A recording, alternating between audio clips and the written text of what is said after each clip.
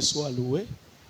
Et pendant que Totanga Maloba Nzambe, Obongisika offrande na yo mabele, on va d'abord lire et puis on donne des offrandes. Daniel chapitre 5.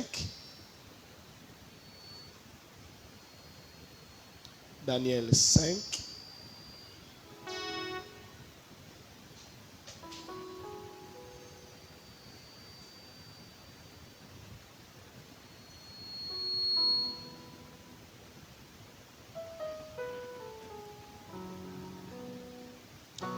À partir du premier verset, si vous pouvez vous lever, autant à deux versets des livres Daniel, et puis on va lire dans Matthieu. Commençons dans Daniel. Daniel chapitre 5. À partir du premier verset, on peut lire. Totangi na kombo na Yesu. Amen. Tellement ya yam tuza vanda zoa moi une minute seulement. Merci. Le roi Nabuchodonosor donna un grand festin assez grand au nombre de 1000 et il but du vin en leur présence.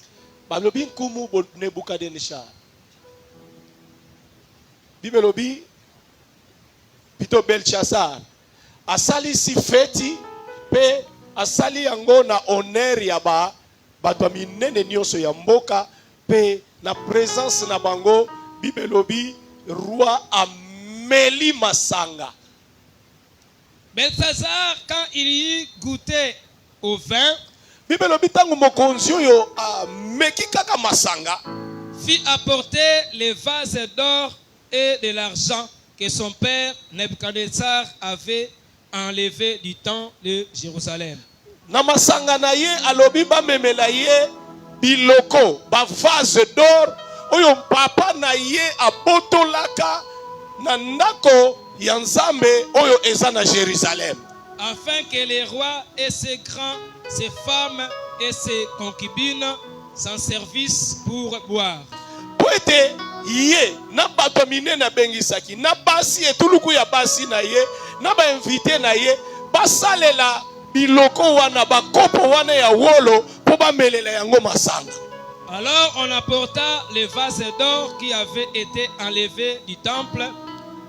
Bibelobi bake ba memi biloko ya wolo to bakopo ya wolo oyo bazwaki na temple ya Jérusalem, de la maison de Dieu à Jérusalem. Oui. Et les rois et ses grands, ses femmes et ses concubines s'en servirent pour boire. Nkumu ba invité na ye, makangu na ye, basi na ye, pe batu nyonso ya minene babandi kosalela bakopo wana eutaki na ndako ya Yerusalem bandi komela ngo masanga na feti na bango. Ils birent du vin et ils louèrent le Dieu d'or, d'argent, de reins, de fer, de bois et de pierre. Tango bameli masanga babandi kokumisa Nzambe ya wolo, Nzambe ya palata, Nzambe ya mabende, Nzambe ya mabaya, pe Nzambe ya mabanga. En ce moment, bibelobi kaka na tango wana apparirent les doigts d'une main d'homme. Ebimaki misapi ya loboko, mais misapi ebimaki ezalaki misapi ya loboko ya moto. Et ils les écrivèrent en face du chandelier. Bibelobi tango ebimi maboko wana misapi wana bandi kokoma kaka liboso bisika pi mwinde ezalaki sur la chaux de la muraille du palais royal. Bibelobi eke koma na ebaka na mur oyo ezalaki ya ndako ya roi, me bisika wapi ezalaki pembe makasi. Le roi vit cette extrémité des mains qui écrivaient. Roi amoni eteni ya loboko wana ezokoma amoni yango. Alors le roi changea de couleur. Bibelobi roi abongolaki elongi. Et ses pensées les troublèrent. Makanisi na ekotisi ye na mobulu. Les jointures de ses reins se relâchèrent. Bibelobi loketo na ye esali lokola etikaki ye. Et ses genoux se heurtèrent l'un contre l'autre. Bibelobi makolo na ye ba genou oyo etutani nyonso mibale lokola mutu akweya. Le roi cria avec force qu'on vit venir les astrologues. Roi kangi na makasi nyonso ba memela ngai bato mayele. Les chaldéens, pardon, Babe ba memele ba chaldéens et les devins. Ba memele batu oyo basalaka mosala ya bonganga. Et le roi prit la parole et dit Roi siko azwi maloba bandi koloba boye. aux sages de Babylone, Na bato nyonso ya bwania oyo abengisi ya Babylone.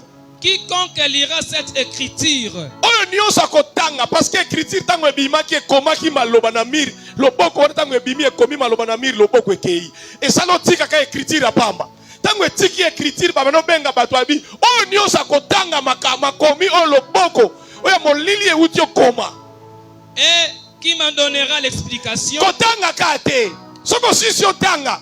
Okoyeba kotanga me talisanga elingi koloba nini. Sera revêtu de pourpre, Ye wana bakolatisa ye bilamba ya bakonzi. portera un collier d'or à son cou. Bibelobi bakolatisa ye palata ya uolo na kingo na ye. Et aura la 3e place dans le gouvernement du royaume. Bongo akozala na place ya misatu na kati ya gouvernement oyo. Yananga ata oza boy. Soko tangi kaka opesi explication. Mbala moko. Première personne roi. Deuxième personne na ebiti soke zalaki nani. Peut-être le chef ya armée. Peut-être moi si na ye. Mais troisième personne rozala yo. Tous les sages du roi entrèrent, mais ils ne purent pas lire l'écriture. Bibelobi bato nyonso ya bwani ya roi bakotaki. Mais mutu azalaki te abanika kokoka kotanga. Bakoka kotanga ya pamba te. Bongo explication opia ndeni. Et en donner au roi l'explication. Mutu akoki kopesa pe explication azalaki te. Sur quoi le roi Belshazzar fut très effrayé. Bibelobi nkumu Belshazzar abandi kobanga. Il changea de couleur. Bibelobi abongolaki elongi. Et ses grands furent consternés. La reine, à cause des paroles du roi et de ses grands, Oui. entra dans la salle du festin. Ozaya kofanda nzamba pambola yo. Bibelobi maloba oyo ebebisi motema ya roi akoti bipai wapi babandaki ko sepela reine ya koti. Tu peux continuer. Et prit ainsi la parole. Pe reine azui maloba mama ya roi azui maloba awa reine balobela mwasi ya roi te balobela mama o ya roi parce que roi papa uta kokufa me mama tikala mama sikoyo ya roi koti reine balobela mama ya roi. Ô roi, vis éternellement. Mama na ye balobela mwana na ye lokola zaki roi apesi ye honneur alobi vie éternellement. Que tes pensées ne se troublent pas. Et que ton visage ne change pas de couleur.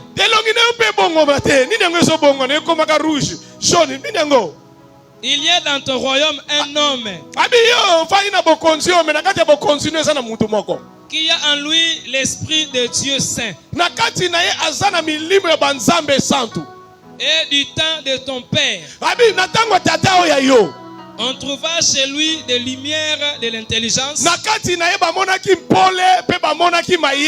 et une sagesse semblable à la sagesse de Dieu.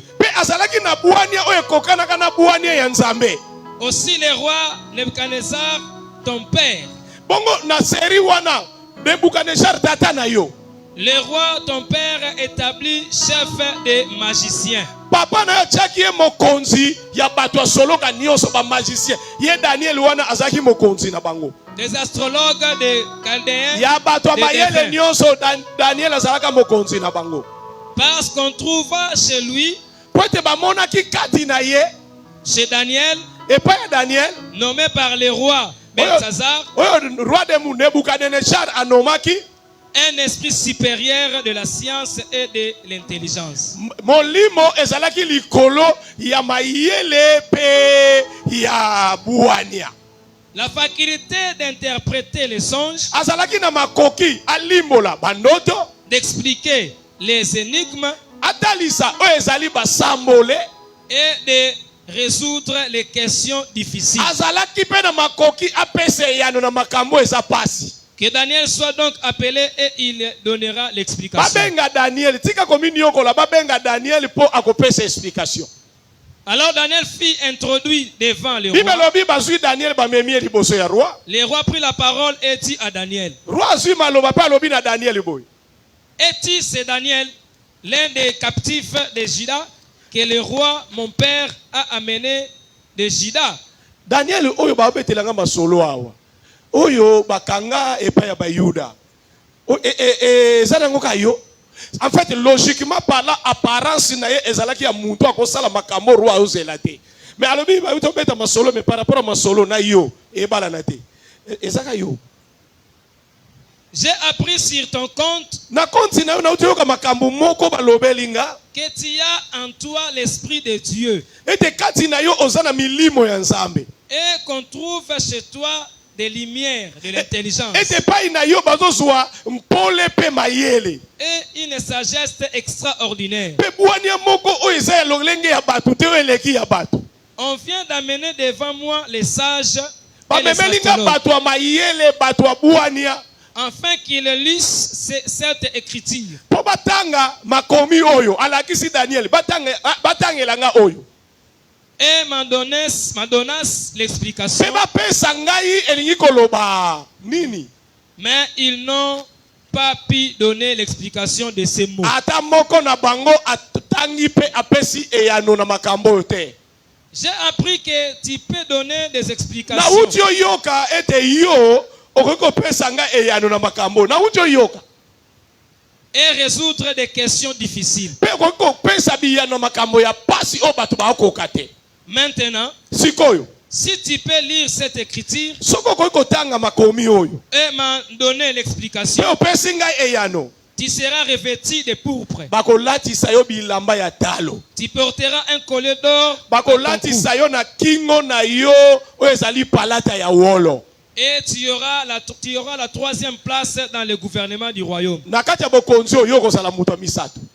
Daniel répondit en présence du roi: Daniel ayebisi roi boye. garde tes dons Badona yo bomba na posa na ngote. et accorde à un autre tes présents. Soki mutu aza awa kabela ye. Biloko nyonso lingo pia ngai kolata nini na place ya misato. Luka mutu moko akoma place ya misato nga ba kope wana linga ngote.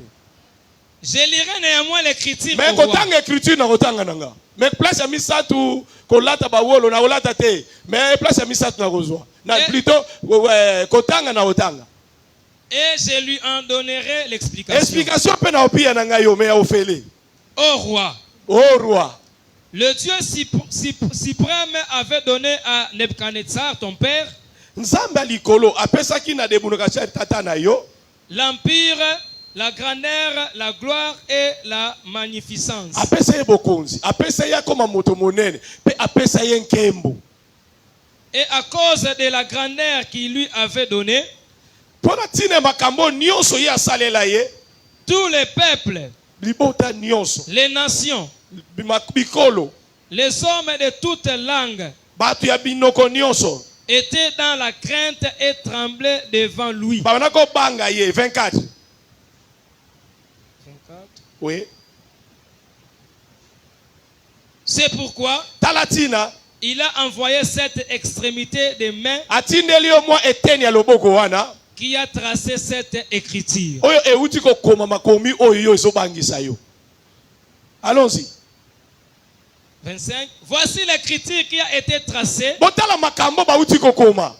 Compter, peser et diviser. Makomi oyo bauti kokoma elingi koloba kaka compter ba peser pe ba diviser. Et voici, Non, c'est là. Nangi biso toloba kaka compter peser diviser. Allons-y. Compter peser et diviser. Vous voyez que bakomi yango na langage facile. Ça dit même muta kota classe ta yebi ke ba compter fini ko bakotanga. Compter peser lingo bani. Baye ba poana yo soko za na 10 to na 20. Okoti na balance, okoti na peser. Compter peser diviser lingo bani. Okabola. Kabola. Ils appellent quel français kitoko. Compter. Allons-y. Compter, peser, diviser. Oh, ils ont leçon ya primaire.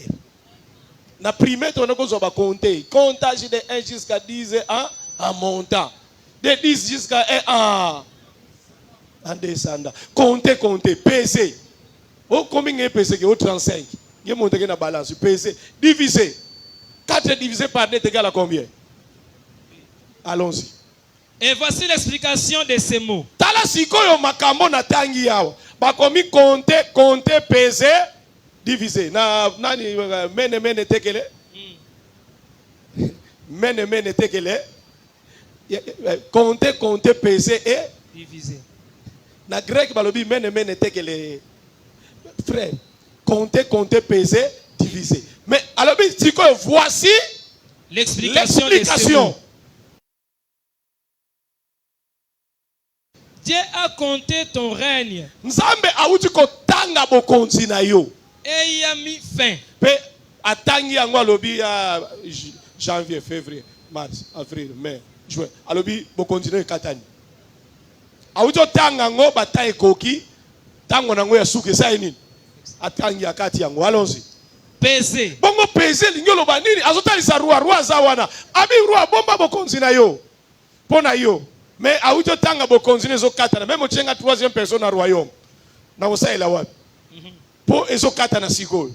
Mais alobi compter peser lingolo banini abanotalisa yi. Tu as été pesé dans la balance. Ba kotisi yo na balance ba peser yo roi. Et tu as été trouvé léger. Oza pepele, loba pepele. Pepele. Ah, loba pepele yaya. Pepele. Ba si on a balance mais au PCT. Ba si on a balance au PCT. Pourquoi ba frère ba yemba yango na bêtise ne mabe. Et PCT. Pour bango ba tia bêtise na kati. Mais ba si on a balance et ça nini? Et PCT ça léger. Yaya. Balobi ba meki yo. Papa mobimba. Mais batali nani 10 au PCT. Bali nini? Divisé. Bible divisé. Ton royaume sera divisé. Bokonzi na yo bako kabolango na katikati. Et donne aux Médes et aux Perses. Bako pesa ngo na ba Mède na ba Perse. Bokonzi na yo bako kabolango na katikati. Ndabu bako pesa na ba Mède na bako pesa na Perse. Bongo nga Daniel longo pesa nga 3e place. Ya wapi? Po bokonzi no ba o papa, ba o pesa na ba Mède, ba o pesa na ba Perse. Siko nga longo pia nga 3e place pona kendo wapi? Garde.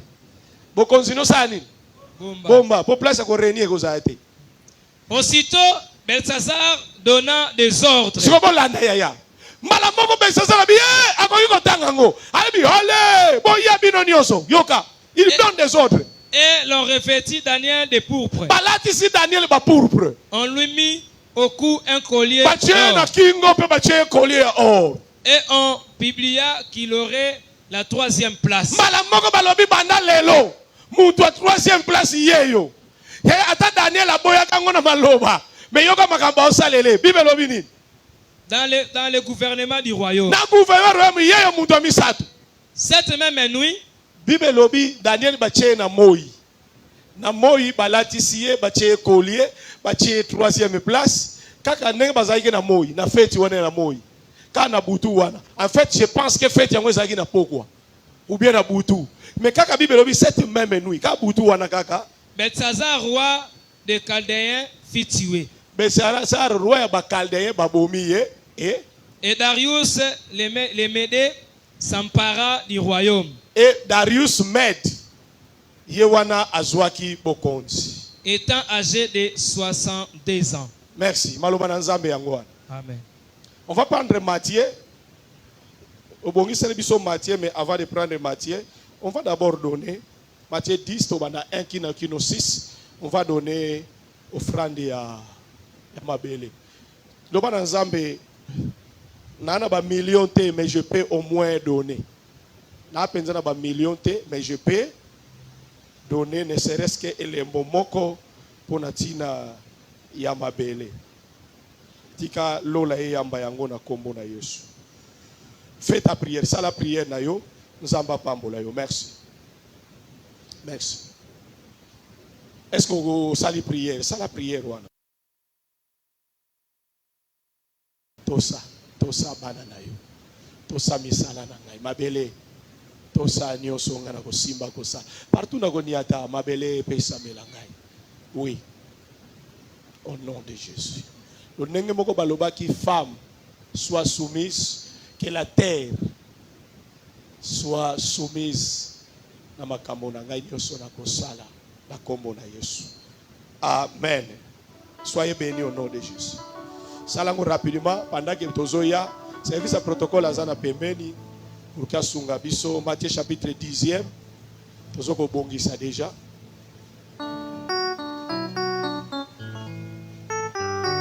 Ozali oyo abongi na lokumu. Yes. Mosungi na kokamwa mokonzi monene aza na bomoi. Ozali oyo asimbi bomoi nanga. Bitanga che motema bipai miso nanga eza kotala. Ozali likonzi ya bomoi ya basantu. Ekimelo nanga ozali nzela bipai na kotambolaka. Papa ozali malamu mingi mpo na ngai. Nisekwale ya baye bakenda ona elikia ya kosekwa.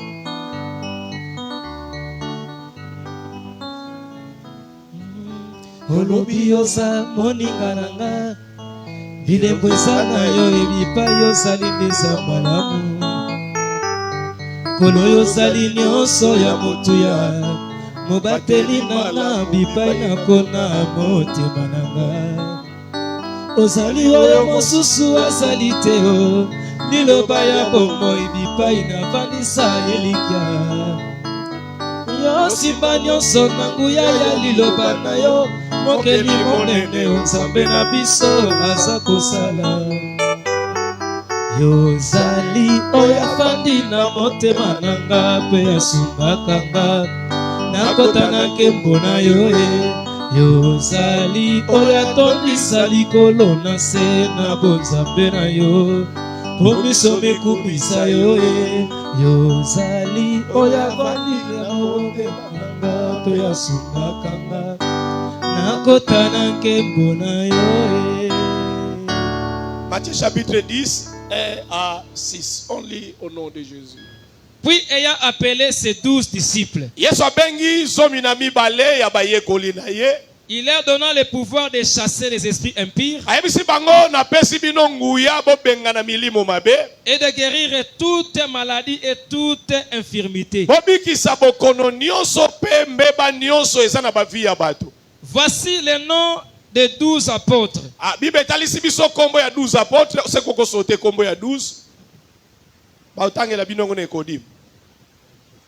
5. Tels sont les 12 qui, après leur avoir donné les instructions suivantes, n'allez pas vers les païens et n'entrez pas dans les villes des Samaritains. Allez plutôt vers les brebis perdues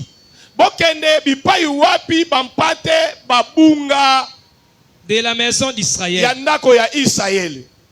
Allez prêcher et dites: le royaume des cieux est proche. Amen. Est-ce qu'on peut acclamer pour notre Dieu? Merci.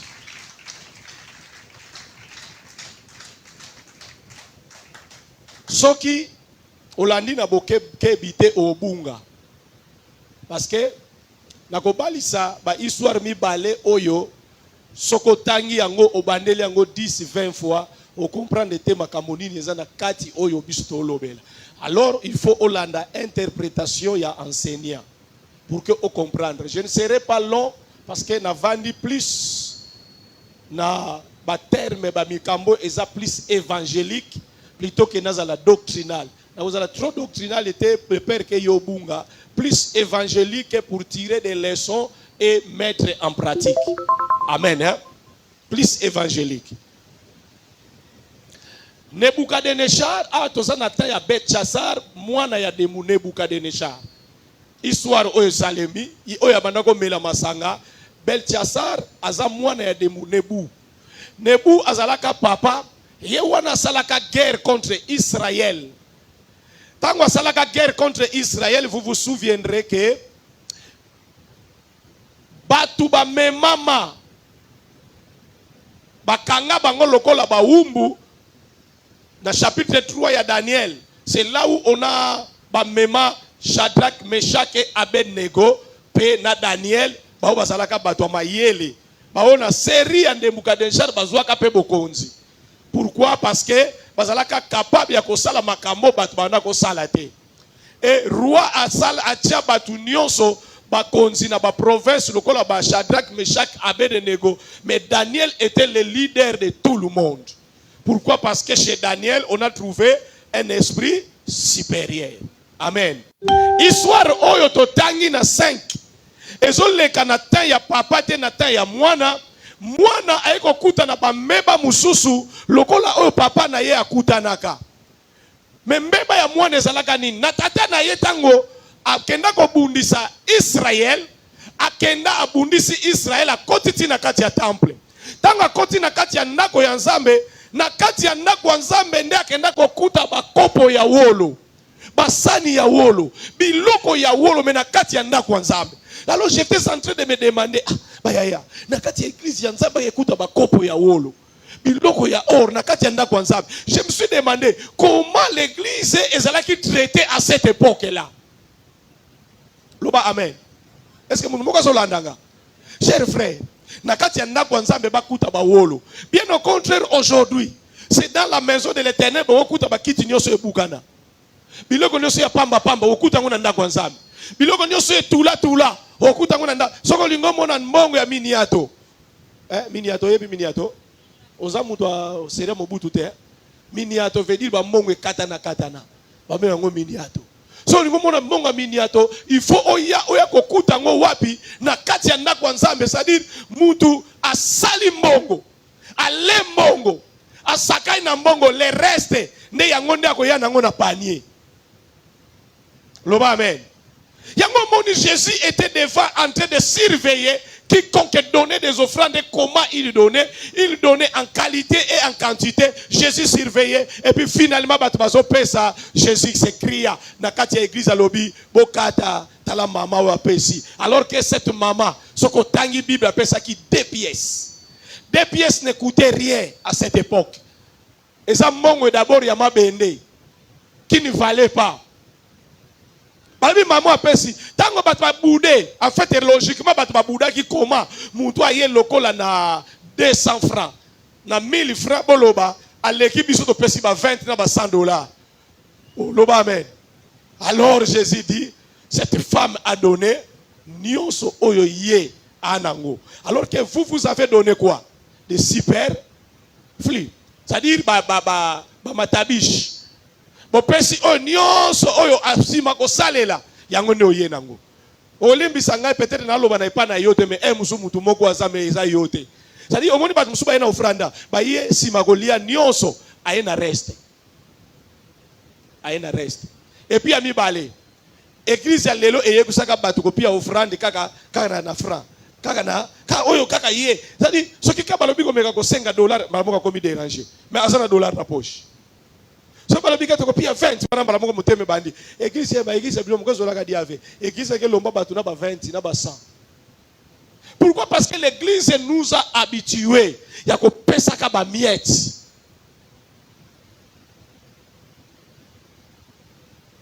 Pesa na ndenge na yo. C'est vrai qu'on pesa na ndenge na yo, mais nzambo ko pesa na ndenge na yo. Azana posa ya ndenge na yo bien ndenge nzambe. Est-ce que vous savez que Dieu a besoin des offrandes?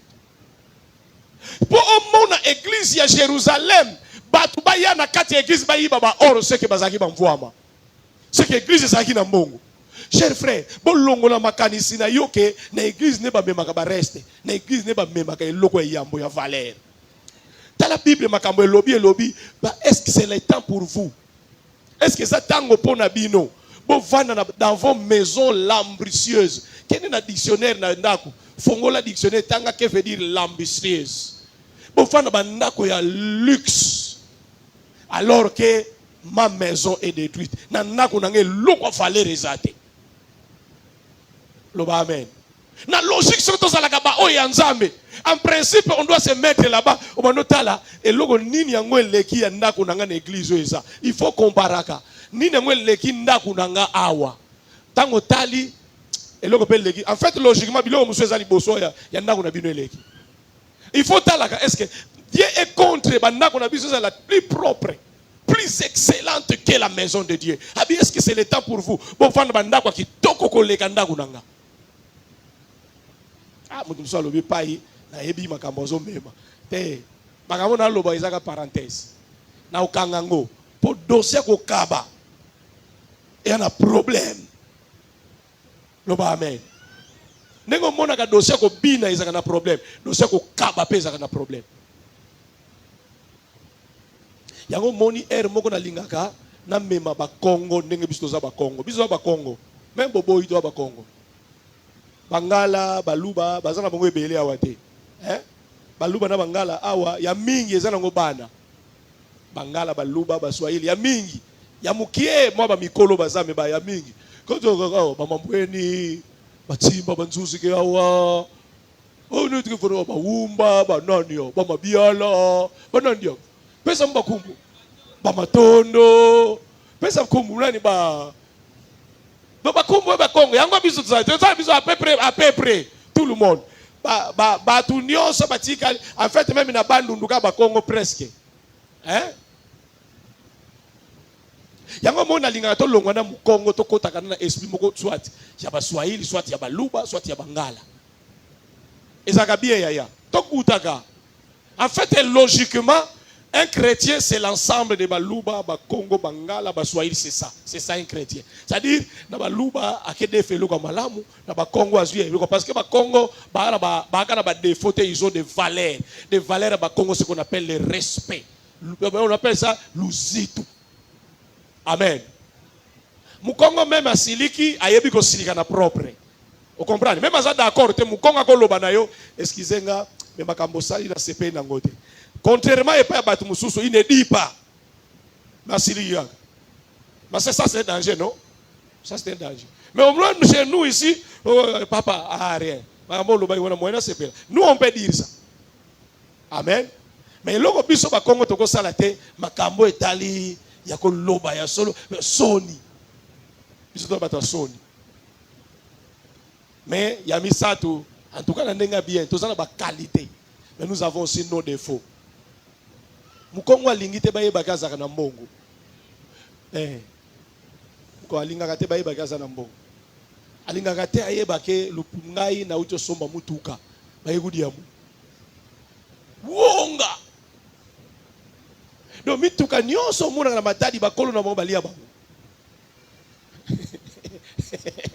Il faut avoir un raisonnement. Mituka nyonso yebi na matadi balia bango. Yaya, oebike okosomba pe mutuka famille na bino e profiter na ngote on dirait pas aux ana yote. En réalité mutuka soko sombi famille no pe faire mataka ngote.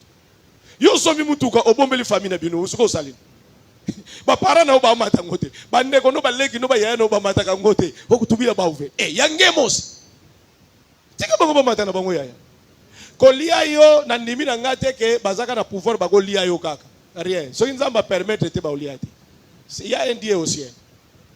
Tokota na ibiteso na beta ka lisolo tokota ka transport moko na papa chef de division na biso à cette époque là chef de division na tseri wana ya mbachimbacha quel chef beaucoup d'argent azana ba voiture et des voitures tobimi série ya ba vivre frais ba pesi biso na décembre ba vivre frais pa ya bengi mutuka na ye tozana mwana kazi na ye moko ayebisinga imona kazi ayebisinga père a bengi mutuka yango wana lokola yo pe lisusu so mataboy akitso na koka comme ça y a salini a continuer na ye soyo to kitio wana na bi okay tana tali avien na ngamo na kesenga pete na zuika na matika na matisi siko tango to kotila mutuka ye abetanga kara marque il est pas client. Ngabe na okipete. Tomata pam pam pam pam pam pam. Na moni a code chauffeur. Tango ko code chauffeur ngabe na okipete. Asiso code chauffeur pa na mona ka akomi na pembeni ya ba tomate. Mutu ke telemi nzoko na code chauffeur kitsangao. Yoko tsa komisa ka biloko. Me ba yeba teke voiture yanga. Kitsangao. Ba kitisi enta akiti akoti loboko na poche. Azumongo ya transport a fouti na chauffeur. Abi papa chauffeur, merci beaucoup pour la aide. Akiti. Mutu ke continuer. Ngasko na vandi kime ngapi tano kita na futa. Na ide nanga. Abi te vie oyo On dirait, enta, mwana kazini a fini nga. Haibisi nga vie, alingate batu baye baki asana mituka.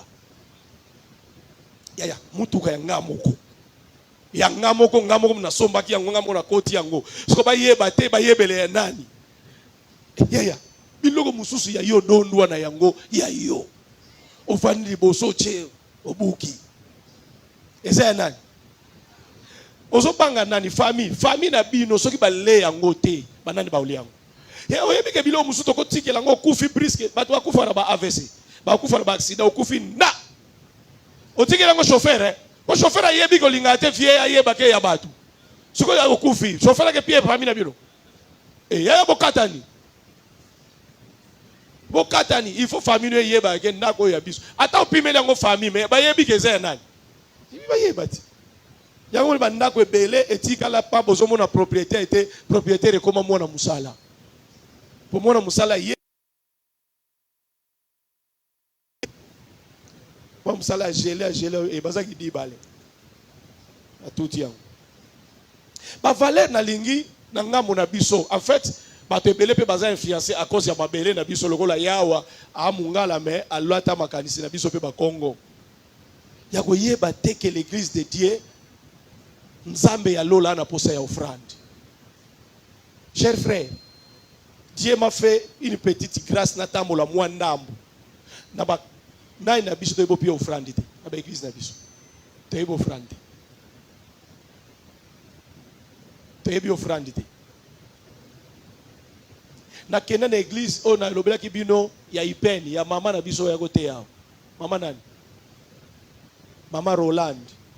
Premier jour na kenda kote ya kuna panier ezate bino bokende kuna bomona ka panier ya dimi ya nini ezate panier kuna ezate ka panier moko bati uta bachaki yango wana panier nyonso dimi na yo oyebi ke eza dimi yo nde muto koma ke eza dimi oyeko pesa kuna basenga ka offrande boya na offrande bala moko baoya mais le jour où je suis allé banabi boya na tuni ba papa na sa na habite yo senga ka offrande boya na offrande boya na nyonso ya tango bazoya nango j'ai été na telemi na panier na simbi bona ki scandalisé na telemi zotala na bi nango problème nango biso ce que biso to fanda na ba place ça normalité to sala ba place nini ya na otala offrande na obanga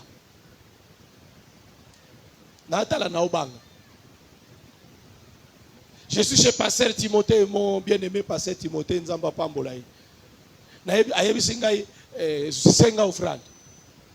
Senga offrande, mais lokola taucho pesa, banda offrande na $20. Ce qu'on a offrande à qui me dit, taucho pesa na banda offrande na $20. Lokola taucho pesa, c'est que na banda nga même 10 na ba 5. Habite banda na $20. Nazalaki na problème tango na tie offrande on commence par 20. C'est qu'on a sauté dans le bin Nzamba lola. Le baoucho pesa, mais nenge ba pia ba 20 oyo nde na bandeli wana na bandi. Ça dit pona jour wana bandaki po baoucho pesa. Na bandeli na bobola. J'étais nazo tuna mi tuna. Et puis ils sont des frères comme nous, des sœurs comme nous. Mais ils ont seulement l'idée de Dieu. Chers frères, pour monter avec l'Éternel au matin Nzambe yeba okaba na bi kezo déranger yo mais je ne peux rien dire frère c'est ba jeune bistoza awa to yena se atango poto renier mais meilleur règne na yo eza ko pesa jour ko yeba ko pesa bien oko raisonner que tala neto vandia na ba mambi baza ba 1000 na bango ayebi bien que vie comme il passe mais aina 1000 na yi 1000 na ya offrande. Et puis, il regarde jalousement. Et puis, il a kanza penza pesi. Tu vois, c'est qu'il y a le pas ya le belinga. C'est qu'on a au sala ndenge nini. O koli sango. Quel luga na na panier mususu pia susu. Ce qui est yango ya solo, o pia yango ka yango. Mais ce qui yango te yongo sentir que mais ça bika une bonne partie, mais partie aille. Les ustensiles maintenant, je rentre, na côté na zongi. Fungola c'est comme thème, merci Seigneur. Si que les ustensiles, tant que bakena nda kwa Nzambe, ba yibi ba or. Roi de Nebukadnezar a mis yango epana bango. Mais arrivé chez eux, c'est comme si ce roi avait des révélations de l'Éternel. Il dit, ya Nzambe, Yabiso, azu yango abombi yango quelque part lokola bomengo. Asili sa bokonzi na ye nyonso kino akeko kufa. Mwana na ye azui pouvoir. Mwana netango azui pouvoir ne bisika totanga asali si feti ya bato minene ba grand abengi ba makangu na ye abengi basi na ye abengi bato nyonso ya minene ya mboka ba bandiko sepela. Bible lobi en leur présence les rois bi du vin. Roi meli masanga lobi na moni on dirait ba kopo to sale les habienté pour ba sentir feti eza feti. Bon memela biso ba kopo ya or. Oyo papa nanga akendaki abotolaki epa ya nzambe wana banzambe ya bazwaki na batemple na bango boya to melelango baye na bakopo ya wolo ya bazwi kopo ya wolo. Bible lobi les rois, ces grands, ces femmes, ces concubines et tous ces invités, 5 catégories à batu oyo Bible lobi babandi ko utiliser ba ustensile. Je suis en train de demander et ça là qui combien de copeaux, parce que Bible lobi tout le monde donc, je suis en train de comprendre, c'est comme qui dirait, on dirait, bana ici, etant banoko salaka ba sainte scène, on dirait, bango so banoko me na kopo ya or. Parce que comment koke la batu ba na fête ya roi. Bible lobi bango nyonso ba se servir na ba kopo wana pe bano melango masanga. Ba melango masanga. Bible lobi soudain. Une main. Bible lobi eteni ya loboko parti oyo parti oyo. Donc ça dit bakate la awa. Bible lobi le boko ya 5 doigts et ye na mir place ezala ki pembe makasi na kati ya ndako wa roi bipai banoko sala la fête le boko wana et ye na stylo et bandiko koma na mir. Compter, peser, diviser. Et komi yango na monoko oyo bango nyonso baza wana bayebite. Tango loboko wana babi bango nyonso baotala loboko ngo ekoma. Et puis finalement loboko ngo ebungi, bango nyonso baotala loboko ngo ebungi mais écriture etikali. Oh, loba amen. Loboko ebungi mais écriture etikali. Ce que écriture wana nezo pesa bango somo ezo rappeler bango loboko. Oh, nana lobi amen. Écriture loboko eke, mais ce que talika écriture au monde loboko. O tali écriture au monde loboko bi loboko ngute koma kiango. Écriture pia bango somo te me loboko yako koma. Sikoyo me promesse ate. Siko loboko ngo kenda kinango. Mais nini ekomi? Ya ba bengi bato batanga muto ako kotanga te. Ba bengi ba magicien ba kokite. Ba bengi ba astrologue ba kokite. Ba bengi ba devin bato basala kindoki ba kokite. Bato basala ka batanga ba signe de temps ba kokite. Roi lobi o nyosa kotanga ngo. 3e place ya royaume. Akolata bilamba bokonzi. Akolata collier ya or na kingo. Ya bato se ba bundani or. Ya 3e place na bokonzi ba. Ya ba ye. Ba bingana tanga na Egypte. Bato batanga na Egypte tangia lobi écriture. Première écriture ni kinéiforme. Écriture kinéiforme boye biango. Hawa classe linge bande. Ba écriture liboso bima na monde. Ba komu na ngo ba kinéiforme. Ana leka kale mena yebiga. Batangi basokoka kotanga te. Ya bato mayele ba grec. Parce que mayele pesa male pas ba grec. Les Grecs, les savants, les grands, les géants, ba diriger monde intellectuel. Ba yeba tali balobi. Nga musu lokola hébreu, nga musu lokola grec, nga mususu mais wana kuna lokola le. O kuna lokola la.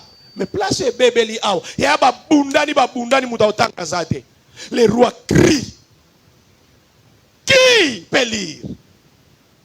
Loba amen. Nakangi parenthèse nazozonga. Nous venons de lire le 2e verset. Dans le 2e verset, Jésus-Christ se dit Bobima bokende. Première des choses c'est qu'il dit. Bokende côté à sango malamu alobi bobima pas papayenté. Non, restez chez les brebis perdus de la maison. En fait, je voudrais faire un peu moins différent. Brebis perdus de la maison d'Israël. Ce qu'on tangi ba noir. Ba noir ba lo manabino ni Yesu ayaki pona ba brebis perdus. Et puis, il y a mon Yesu passage. Alors, il est venu pour les brebis perdues. Bon, bino ba chrétien. Bon, bino ba nani. Bon, ça dit kuna. Non, en fait, ce n'est pas ça l'idée de Jésus. L'idée de Jésus était de comprendre que comment je vais prêcher les autres, les païens, alors que mon peuple à moi, et ça nous perdu. Alors, ce qui peuple ils ont perdu. Pour que je prêche très bien, je dois commencer par Jérusalem. Je commence par chez moi. Quand chez moi, les gens auront compris, nous allons travailler ensemble avec Batunanga pour Tokende Siko Libanda. C'était ça l'idée du maître. Abibobi malibanda te prêcher ici. Voilà pourquoi tant que comme na souka lobby, bo kende bo panza sango malamu, bo teya bo baptisé à lobby, vous serez mes témoins à Jérusalem, à Judée et les extrémités de là. Oh loba amen. Quand Dieu cite ça, vous allez voir dans le passage, il y a 10e passage, il y a Matthieu. Il ne cite pas Samarie, il dit beaucoup de Samaritains, ne prêchez pas chez les Samaritains. Mais dans le passage à Soukalobi, vous serez mes témoins à Jérusalem, Judée, Samarie, jusqu'aux extrémités. Mais attendez Samaritains, le Bible qui est dans Samaritains na 10. Les extrémités de la terre, païens, pourquoi? Parce que c'était un processus. Comment n'a-t-on côté aussi longtemps que bateau n'a pas bango ba yebite. Ce qui bateau n'a pas bango ba yebi, bra bango ne to sani. Toko kende vers tout le monde. Loba amen. Brebis perdu, mais il est d'Israël. Les brebis est perdu, mais c'est à Israël. C'est là où vous devez commencer parce que le tout devait commencer par Israël. Maintenant, Yoka frère. Nous sommes dans un passage où Dieu est allé vers les brebis perdues. Bobo Sanate, nous parlons Christ dans ma famille. L'espérance de Yesu Nalibota Nangai, Elikiaya. Maintenant, Yesu a été vers les brebis perdues. En fait, logiquement parlant, la brebis perdue a perdu par rapport à la maison. Mais la brebis perdue n'est pas brebis perdue par rapport à l'extérieur. À l'extérieur, on accueille la brebis perdue. Vous comprenez? Na bandeli. Muntu akiminda kwa nzambe akena milango na bar. Amo bungi te pona bato wa bar. Asa fidèle pona bato wa bar po muntu asikaye. Vrai ou faux? Oh, vous comprenez, n'est-ce pas? Pona bango comme fidèle. Mais pona église a comme brebis perdu. Et Jésus va aller chercher ces brebis perdues. Ici, dans le contexte, je suis en train de voir l'or, les ustensiles du temple. Comme état de choses. Alors, bateau bazou brebis perdu vers bango. Quelque part, on dirait, gagner par rapport à l'évangile oya bango. Comment ils ont gagné la brebis perdue? Ils ont gagné la brebis perdue par leur entreprise. Oya bango basala. Mundongo pe ataga angabe na sepe na tiki na ngaki chrétien na komi na ngakuna. Biso to bi ke frère na biso abungi. Mais bango kuna balobi frère asikaye. Est-ce que vous comprenez? Les ustensiles du temple sont des ustensiles volés par Alléluia Nebuchadnezzar. Et ça a bénéfice à Nebuchadnezzar. Mais les ustensiles du temple sont des ustensiles perdus pour le peuple d'Israël. Est-ce que vous comprenez? Pour nous, ce sont des ustensiles perdus. Mais maintenant, qu'est-ce que Dieu fait par rapport à ces brebis? Il est venu pour ceux qui sont perdus. Il est venu chercher et sauver ceux qui sont perdus. Ayaki aluka pe abiki saba oyo nyonso babungaki. Et donc Christ se réserve ce qu'on appelle le pouvoir. Yakene ko luka biloko oyo Nebuchadnezzar ayiba na temple pour que azongi sango na temple na ye. Quelqu'un a compris ça? Maintenant, c'est là où commence le vrai problème. Comment Christ est allé chercher? La Bible dit, il est allé dans un festin. Dans une fête où bazo jubilé, bazoui élément, bazoui ustensile, bazoui oyo yanzambe, bazoui chrétien, bazoui biloko na biso to salelaka, bakomo melango masanga. Et Christ se révolte. Bible lobi a continue kati ya fête. Loba amen. Babengango irruption. sans avertir, sans dire un mot, il entre dans la fête et il commence à écrire. Loba amen. Abandi kokoma. Kokoma wana epesi problème. Nalina banda ko rappeler. Il y a des choses qui ne sont appropriées que pour Dieu. Era biloko ebongisa mapona nzambe. Lokola mokristo abonga mapona nzambe. Chrétien abongisa mapona nzambe. Chrétien abongisa mapona bopagano te. Yango omona ba place muso okota. Mage na ngabo soki na meko kota ba place musu na bar musu na koti tututu nzembo soki bandika ngape na bandika. Omona ya même les païens vont bouder. Païens me vont dire passe yo. Passe na yo. Yeso kabini na c'est normal. Pourquoi? Parce que esa place o yangate. Pourquoi? Parce que je suis na propriété privée. Naza kopo ebongi sama pona fête wana te. Alléluia. Na kopo ebongi sama na fête wana te. Na kopo ya bapaya. Alors Christ se réserve le droit de dire je vais chercher mes ustensiles. Na quel luka biloko nanga oyo bango ba botolaki ba osalelaka na temple na bango pour kenga. Yango moni, il y aura des pertes chez les païens. Il y aura des pertes dans plusieurs entreprises que nous bisoto sala alors que Dieu nous attend chez lui. Amen. Dieu vient. Comment Dieu intervient lorsqu'il vient sauver ce qui est perdu? Comment Dieu intervient lorsque Dieu vient ravir dans maboka monguna o ezaya biso? Comment Dieu intervient? Dieu commence par effrayer nos ennemis. Beaucoup bon bango bien. Aucun ennemi liboso ya nzambe ne pèse. Yango moni Bible lobi ne craignez rien. Ce qui balobi ne craignez rien. Donc nzamba ngalo banini ba pesa kate. Dieu commence par nous signifier que mundo to bangaka. Belshazzar to bangaka, il ne pèse pas. Bible lobi le boko e koti et puis le boko e limwe. Somo ya le boko ya nzambe. Batika la nango. Rappelez-vous. Il vous souviendra que lorsque vous lisez la Bible, il y a quelque chose. D'ailleurs, on doit parler du doigt de Dieu. Na Israël, na Égypte, lorsque les bétans étaient Égypte, je pense, c'est comme Sili na Sili. Et que Bimi, ça c'est le doigt de Dieu. Alléluia. Et quand notre Dieu passe, ce qui nous amène à Bissoleka, je vais vous parler sur le mystère du corps de Jésus. Le mystère du corps de Jésus a commencé en esprit. On ne le voit pas, il agit. Et puis il s'est dit, je dois commencer à me manifester. Il a commencé par se manifester. Je me suis abimisa loboko. Je me suis attali sa Mukongo. Et puis dans le Nouveau Testament, il est arrivé à Mobimba. Ça c'est le mystère du corps de Jésus. Dans le Nouveau Testament, il y a Mobimba, il y a Abima. Mais parce que l'esprit est retourné au Père, et puis finalement il est parti. Il est perdu. Le mystère du corps, il est rentré, il est rentré vivant quand il a monté au ciel. La Kangi. Première des choses, par son intervention,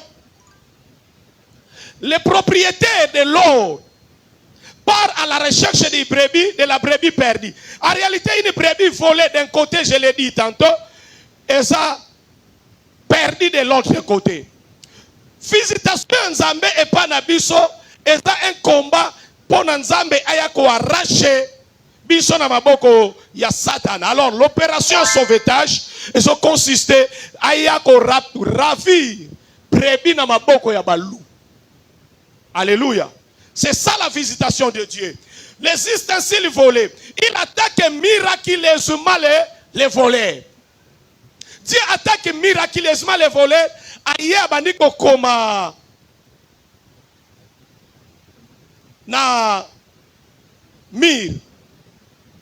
Le jour où le roi tangwa tangi somweye abengi batuba ya batangela ye. Notez bien.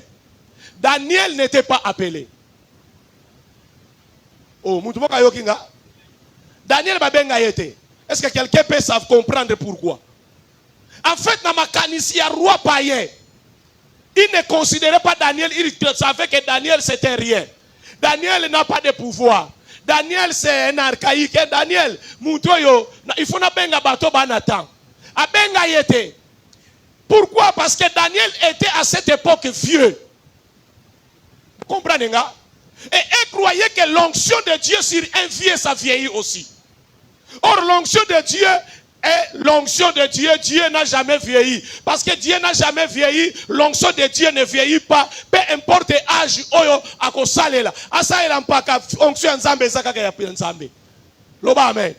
Alors là, Daniel a comment qui vient? On croyait que l'onction de Daniel est vieilli. On a laissé Daniel, on a pris des gènes. Ba gènes ba bunani batanga. Ba kokite. Loba amen. Bakokite. En fait, dans la langage ya batu, c'est Daniel qui ne pesait pas. Loba amen. N'a pas ce comprendre nga. Dans la langage ya roi, dans la langage ya entourage, c'était Daniel qui ne pesait pas. Mais les autres pesaient. Voilà pourquoi quand la main a écrit, la main est partie, mais tika somo. Premièrement, c'est la main qui est passée pour le roi. Et cette main qui est passée pour le roi, aussi longtemps que le roi ne comprendra pas ce qui est écrit pour lui, personne dans la salle ne pouvait comprendre ce qui est écrit pour le roi. Parce que Dieu n'a pas écrit ça pour les autres. Il l'a écrit pour les rois. Alors,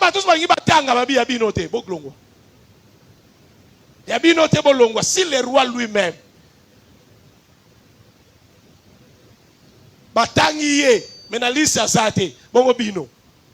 alors le roi dit, Nasuki, alors, maman ya roi, l'ancienne reine, a se présenté à l'obi, makambo zo bangela nazo comprendre ngote. On makambo yo zo bangela obi so bandaka to bangela ngosute. C'est-à-dire tous les pays étaient dans le coma. Pays n'y a pas de problème, sauf des personnes. Batumi balega basaki na problème ité. Nakati mboga mobimba. Il y avait Daniel et la mère du roi. Pourquoi maman ya roi? Parce que maman ya roi a déjà vu des choses oyo roi na no monate. Maman et roi ici a déjà biyano oyo roi non a monate. Et puis il y a fait Daniel. Daniel savait que comme je ne suis pas appelé aussi à résoudre ces difficultés à mon toi ça n'a pas ça va résoudre yete. Alors je reste à la maison. Makambo eko yela ye yangate. Daniel a fani na ye. Mais maman fani abimbo lokolo saka mwana. La sungaga maman continue kati ya salle bibelobi la reine entre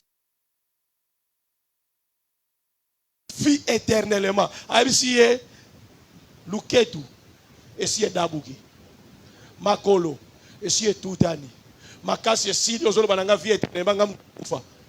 Abi vie éternellement. Abi biloko yozo mona oyo nataya papa na yo.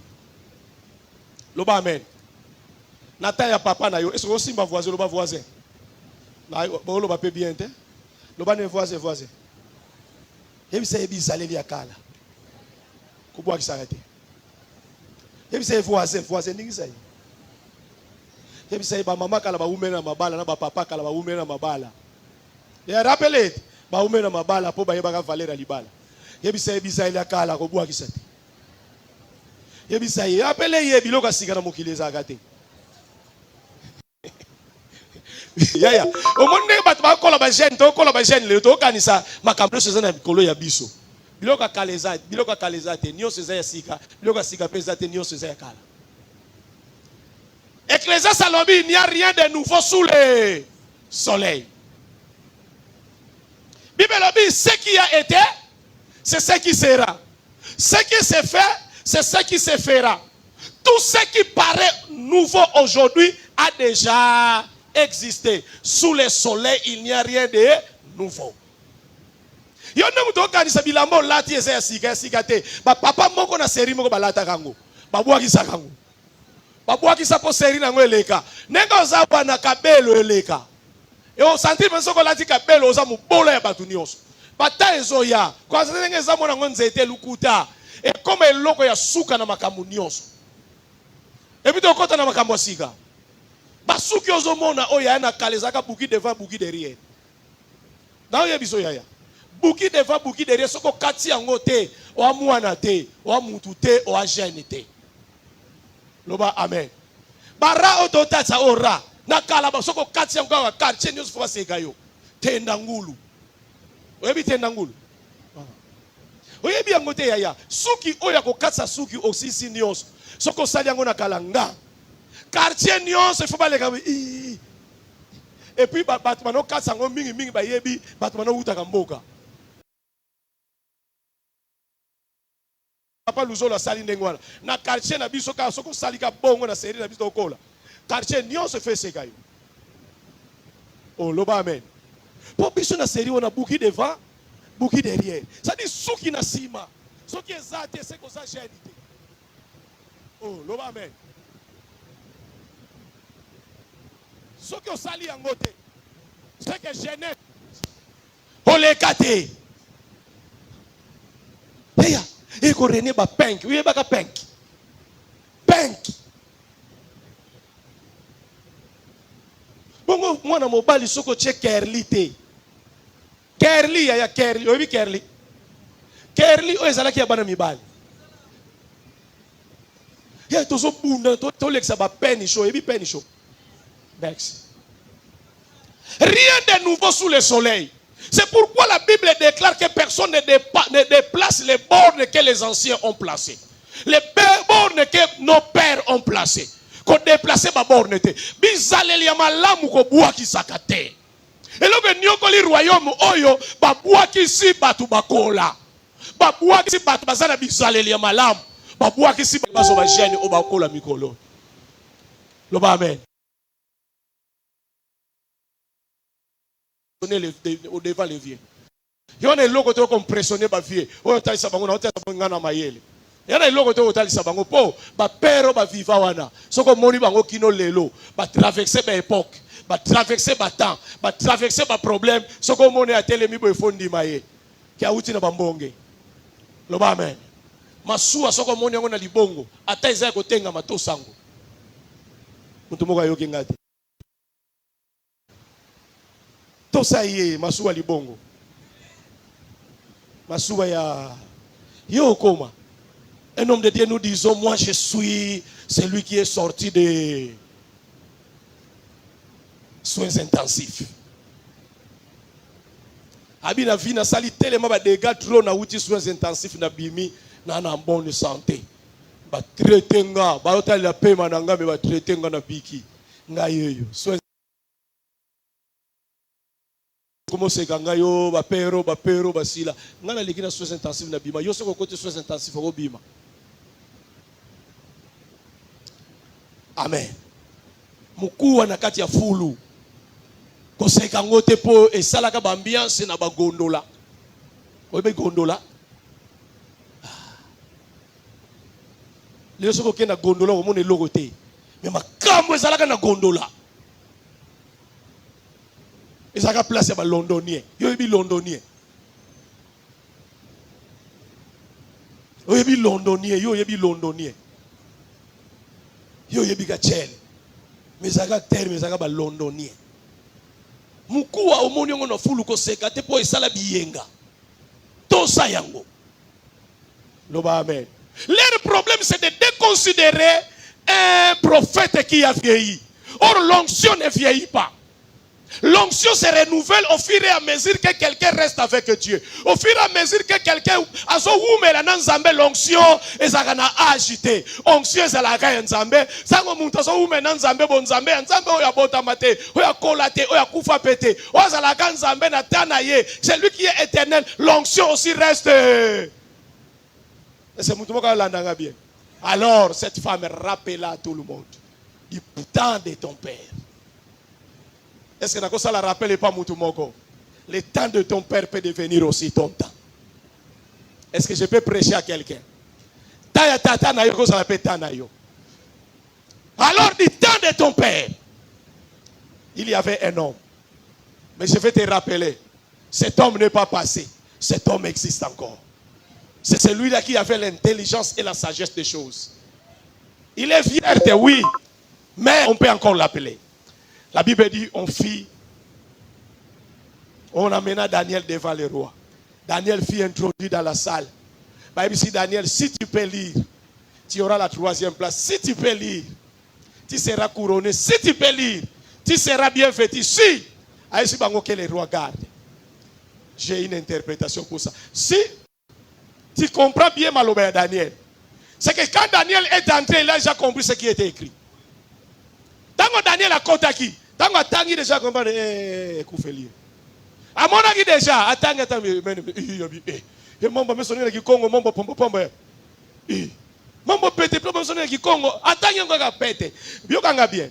Tout ce que tu vois comme si difficile na vie na yo, difficulté na yo, c'est que tu n'es pas avec l'Éternel. La facilité des choses, c'est avec l'Éternel. Quand tu es avec l'Éternel, les choses difficiles pour les uns deviennent faciles pour toi. Dans les temps quand tu as dit, Asi à mon avis, mais bango ba monati. Abi roi, je vais lire et je vais donner l'interprétation. C'est-à-dire, Azaki sûr. Yamakambo manokosal. Je vais lire et je vais donner l'interprétation. Mais d'après l'interprétation, on a ce mutema. D'après l'interprétation, roi n'a pas quoi commater. Yamakatanga. Abi roi au bout au commater. Alinga changa 3e personnalité. Jour ni na okoma. Yango moni abandai kondimana ne lamba. Animé lamba, anima collier. Parce que lamba est kotikala. Collier peut kotikala, mais 3e place, moi etikala. Boltanga bien, on écrit ceci. Daniel fit promis qu'il sera élevé. Boltanga, c'est dans le futur. Il n'était pas élevé, mais il était seulement promis. Bon, d'après interprétation de Daniel, le roi se disait, son interprétation dirait lobi na okomate, je me réserve les droits au bomba nanu. Nana lobi amen. Notre Dieu ne laisse pas ce qui est à nous. Notre Dieu ne nous laisse pas même nous-mêmes. Même nos enfants, il vient nous chercher. Et quand il vient, premier problème, il pèse nos ennemis. La Bible dit peser. Oh non, non, non, non, non. Compter, compter, peser, diviser. Ton ennemi ne pèse pas. Yonde muto yoka ka somo na ye na nombre bato alia kala mais nzamba otala ye amone lobi akomate mais yokino lelo o bange kaka mais tika bato nyonso o basala ka complot contre yo o banda ko comprendre que reine na bango ezo suka lelo ils ont été comptés mais Dieu leur a pesé ba pesé. Loba amen. Écoutez-moi très bien, Dieu va diviser. Mais le ban ensemble. Au moment où nous avons divisé, oh, anabilo nanga. Oh. Mouto moka yoki bien te. Tala mouto ba ngi diviser oyo. Mouto ba peser o peser te. Mouto ba compter ba tiena liste te. Mouto ba lingi ba diviser oyo anabilo nanga. Olo ban ensemble biloko beleza ya. Yangai. Na bondeli nzambe nzambe ya restauration a restaurer yo. Na bondeli nzambe nzambe ya récupération a récupérer yo. Na bondeli nzambe ya lola ataba ko bwa kisayo avec cette onction authentique na pas quoi oyo zana yango tika baya ko luka yo baya ko luka yo au nom de yoka sikona sukisi na toli na ngeza ka moko. Si ça c'est Dieu qui le dit, si vous avez goûté, en fait c'est ça goûter, non? Maman Zolamba a su moi l'autre à saini.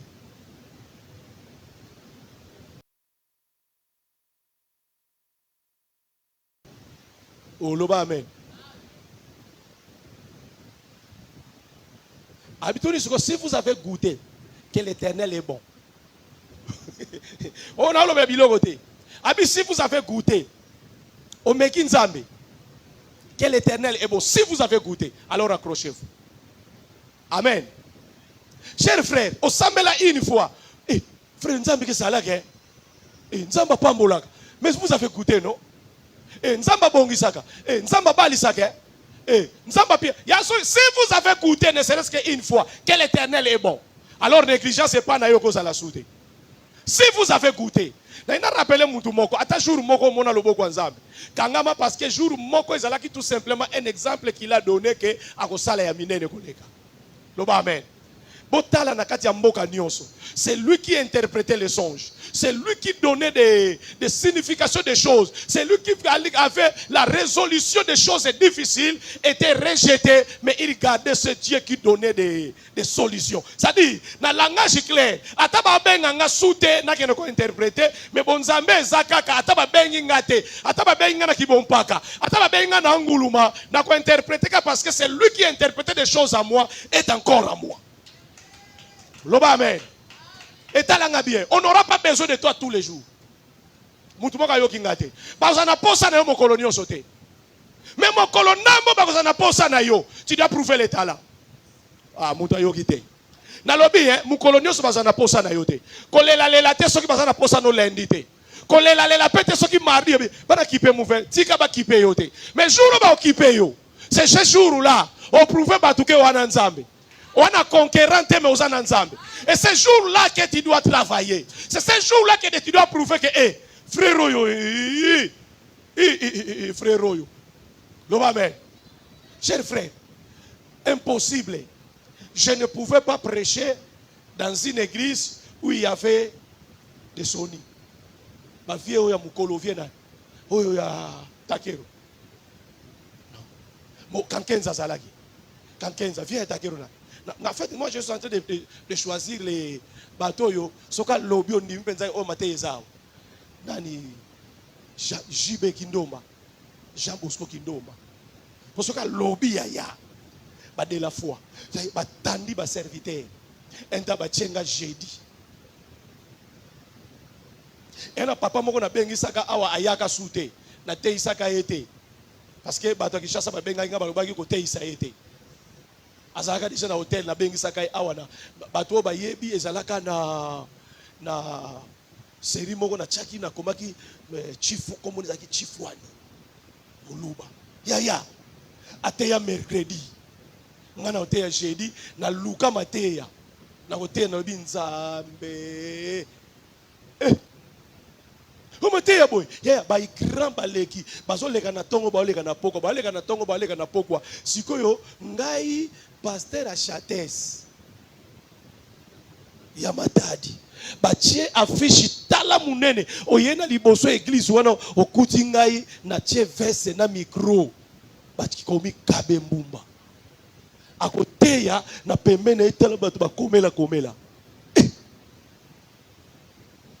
Na fandi kimya banzambe alu na loba ye na uluka na biso ngamo na motema lokola ba benga kinga bana posa na nga jeudi c'est que jeudi nde yanga mercredi eza ba frère oyo mercredi eza ba grand mardi eza ya bango lundi eza ya bango dimanche pesa ya bango menga na mutwa jeudi na jeudi kaka yana nga soki na bimela wapi soki na tangela wapi soki na teya nini soki yana nga na telemi tango na kena telemi na bandolo ba na sentir côté de ce serviteur ba telemi na bi bazui na simbi siko micro no bi era ko tambola siko ekoki na simbi micro na lobby na moni muto te ki mercredi a telemi lobi papa na sombe lo veste na bi le bienvenu na sentir siko makambo yaya jour oyo ya yobo manzoto jour ya yo yaya tabasana posa noter tous les jours ne regrette pas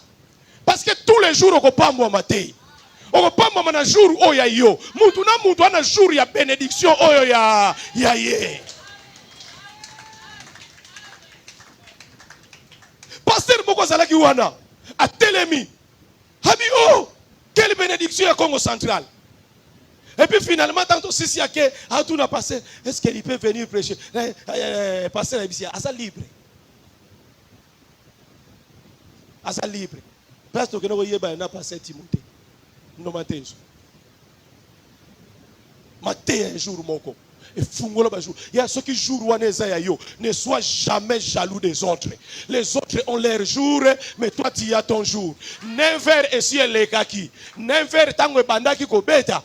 Tout ça, c'est à peu près 13 heures, 12 heures combien? 12 heures, c'est qui jaloux, on a inverté. 12 heures, c'est la air.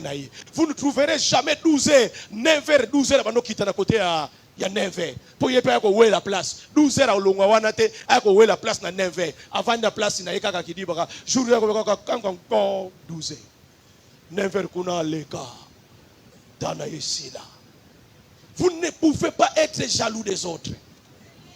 Ton temps c'est ton temps. Tant que tu vas interpréter, baso loba que roi vie éternellement ton monde le l'écriture Daniel azani nanda. Loba amen. Et tout le monde a mutuna ye Daniel va interpréter kala ici à Bobuka. Akoma akoko. Akoko kakala. Ici akoma kiboba. A Bobuka. Na osala nini ya? Ah esa ba serviteur a mikolo yo. Ba serviteur a VIP. Ba serviteur ya temps. Bango baza awa kiboba vana na ndako. Avant de qui me dit, on attend à bango.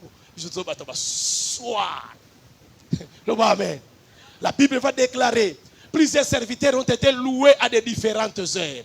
Bamsuba loué qui bango na 6 heures, bamsi bango to ko futa bino na pokwa.